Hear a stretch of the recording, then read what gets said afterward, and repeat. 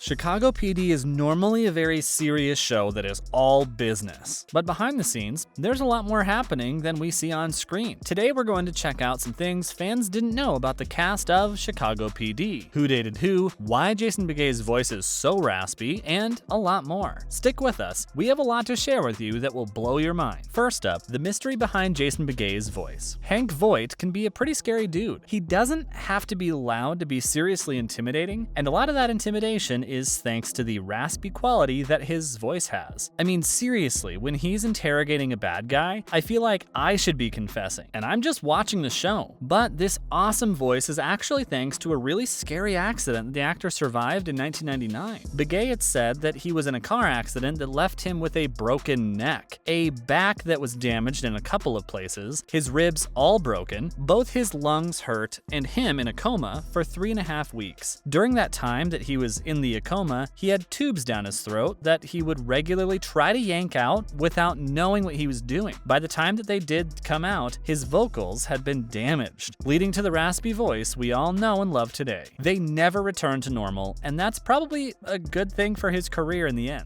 Next, he was in Criminal Minds. Okay, I know that Jason Begay has been in plenty of shows and movies, but I just had to add this one since it surprised me so much. I was watching Criminal Minds the other day, and during an episode in season 2, he popped up as the local police captain asking for the BAU's assistance. I was kind of shocked. I mean, really, why would Voight need anyone to help him search for missing girls? He would have probably already found them, and the suspect might have disappeared in the process. But sadly, his character was not quite as full on. It was still fun to see though. Another actor on the show that you might not recognize from one of your favorite childhood movies is Patrick Fluger, who plays Adam Ruzek on Chicago PD. One of his first roles was in the fan favorite movie, The Princess Diaries. Yes, that's right. But how could we have missed him? Probably because he wasn't playing Mia's love interest or any major part. And because at the time he had bright red hair for the movie. It's a bit of a shock you can't entirely see that it's the same guy. He was playing Lily and Mia's friend, Jeremiah. Now let's talk about the stunts on set. Chicago PD has loads of action scenes where they're chasing bad guys, breaking down doors, tackling suspects, and anything else you could think of. But most of the time for these shots, they use stunt doubles to do some of the really crazy stuff. It is safer for the cast, and so it's better for the network or the show creators since they don't have to worry about things going wrong and them being liable for damages. But not all the actors on the show love that idea. Jesse Lee Sulphur, who plays Jay Halstead, for example, loves to do his own stunts, and he would prefer to do all of them on his own. When he's given the opportunity to try it, he goes for it. But that doesn't always go according to plan.